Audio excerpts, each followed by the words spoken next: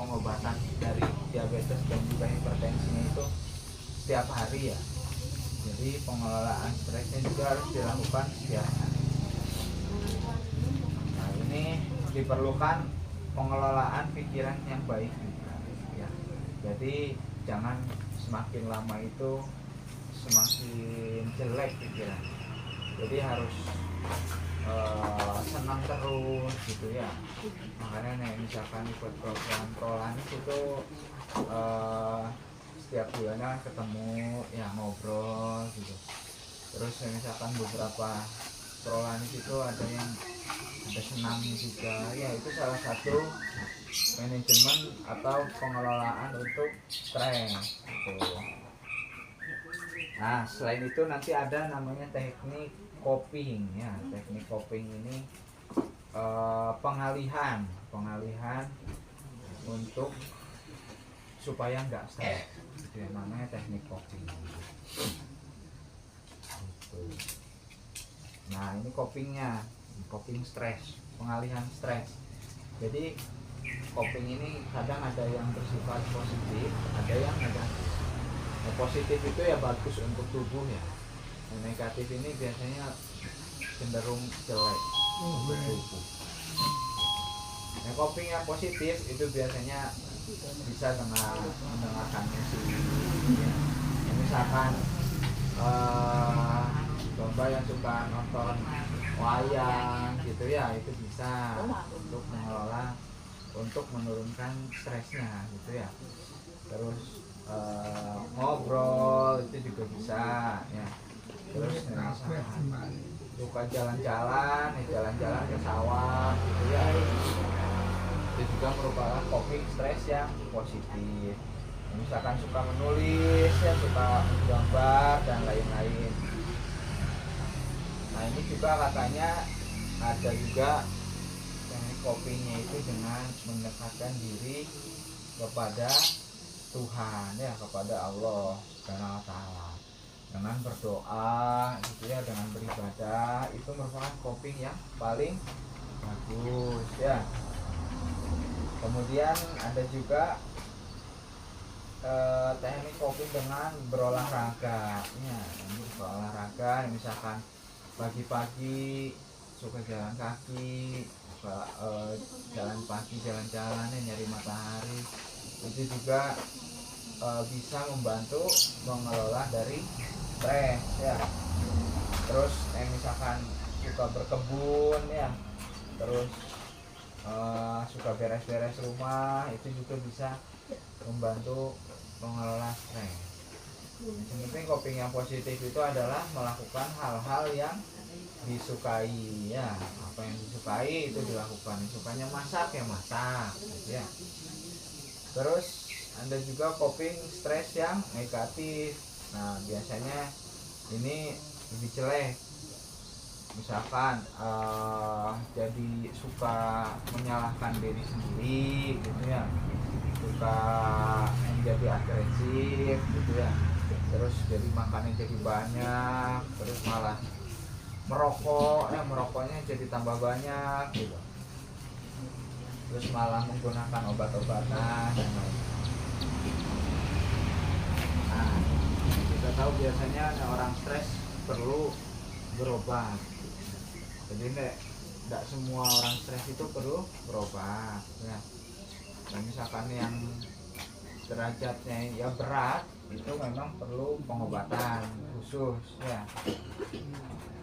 Tapi sebetulnya dalam mengobati stres itu bukan serta-merta hanya menggunakan obat-obatan, tapi pentingnya untuk mengelola pikiran supaya stresnya itu nggak muncul gitu ya, terutama pada pengobatan hipertensi dan juga diabetes. Ini cara mengelola pikiran ya, bisa dengan cara apa? Rajin beribadah, yang berdoa ya, terus sholat, kemudian misalkan lagi banyak pikiran, perlu solusi, yang ngobrol ya, misalkan ke rekannya, nopo ke anaknya.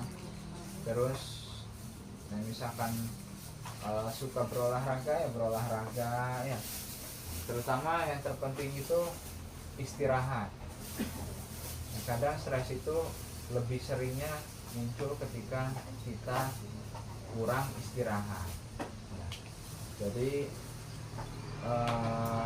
kita harus lihat dulu istirahatnya cukup atau enggak. Nah, yang istirahat cukup itu tidurnya lebih dari 6 jam. Nah, 6 sampai 7 jam. Misalkan istirahatnya cukup tapi masih stres rasanya, berarti ada hal yang lain yang harus dievaluasi. Kemudian melakukan relaksasi. Relaksasi ini ya banyak ya macamnya. Bisa dengan pengelolaan nafas dan lain-lain ya. Kemudian pengelolaan yang lain itu bisa dengan selalu berpikir positif dan tetap semangat untuk menjalani pengobatan. Nah, ini untuk relaksasi. Relaksasi ini ya ini bagi yang mau aja ya. Jadi nih ada yang beberapa orang ini ada yang dia ini bisa mengelola stresnya dengan teknik relaksasi. Nah, ini yang dianjurkan itu bisa duduk ya dengan tegak, nanti menarik nafas, kemudian 5 detik, keluarkan 5 detik ya. Kemudian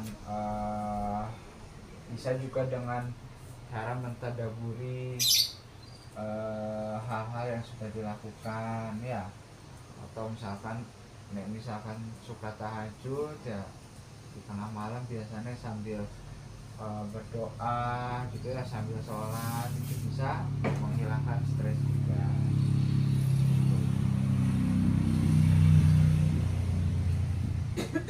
Oke, sudah habis ya. Jadi nih kesimpulannya sebetulnya untuk berhasil dalam pengobatan diabetes dan juga hipertensi itu tidak hanya dengan mengkonsumsi obatan yang rutin ya. Tapi yang pertama harus ditunjang dengan gaya hidup ya. Gaya hidup ini makannya ya, nutrisinya, kemudian olahraganya ya, aktivitas fisiknya. Nah, selain daripada itu, ketiga ini tidak akan berhasil kalau misalkan pikirannya tidak sehat ya, atau stres. Nah, nanti mau gimana pun ya, misalkan stres, pengobatannya ini rasanya beban gitu ya, atur makan ini rasanya beban, olahraga ini rasanya beban, ya tidak akan berhasil gitu ya, nggak akan bertahan lama gitu ya. Sedangkan yang mengelola diabetes dan hipertensi ini cenderung lama gitu ya, bisa bertahun-tahun, bisa berpuluh-puluh tahun gitu ya, dan harus sabar. Jadi pengelolaan stres ini yang gak kalah penting.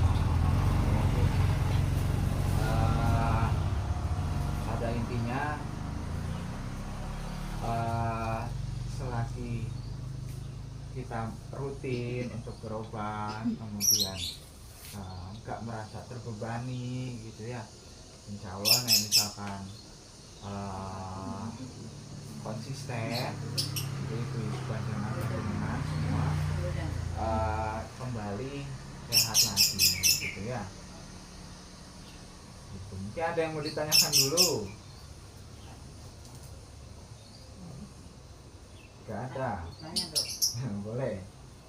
Kalau saya tidur malamnya tuh rutin 6 jam lebih, cuma kalau siang itu enggak bisa tidur, enggak apa-apa. Ya enggak apa-apa. Enggak apa-apa aku. Sebenarnya tidur malam dan tidur siang itu enggak bisa disamakan ya kualitasnya tentu.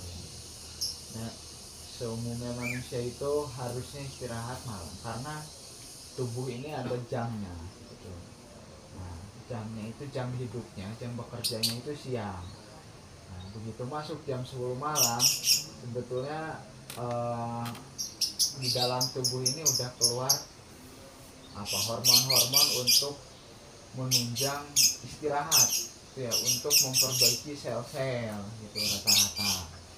Nah, kalau misalkan malamnya udah tidur cukup, biasanya dalam 6 jam itu selnya itu akan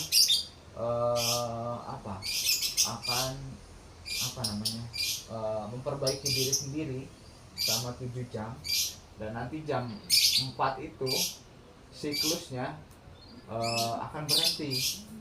Sebetulnya itu misalkan orang yang sehat sekali gitu ya, jam 4 subuh itu pasti akan bangun sendiri gitu ya. Misalkan siang yang gak istirahat ya nggak apa-apa ya, bangun jam 4 itu bagus ya, normalnya manusia ya harusnya seperti itu, bangun jam 4 ya, mulai aktivitas. Siang misalkan capek bekerja ya istirahat misalkan jam 2 jam ya nggak apa-apa, nggak bisa sampai tidur ya nggak apa-apa, nanti malamnya tetap tidur, istirahat, makannya tercukupi gitu ya, itu udah bagus sebetulnya ya gitu. Biasanya orang-orang yang kurang tidur bahkan kerjanya sampai tengah malam gitu, karena harus bangun jam 4, tidur cuma 3 jam 4 jam gitu ya. Siangnya biasanya capek, harus istirahat. Nah sebetulnya ya nggak sebanding gitu ya, tidur malam ya sama tidur siang. Tapi ya lebih baik istirahat dibanding malah kecapean. Saya mau ditanyakan lagi nggak? Oke ya, udah jelas semua ya. Ya tinggal dilakukan saja ya, apa yang sudah diterangkan, apa yang sudah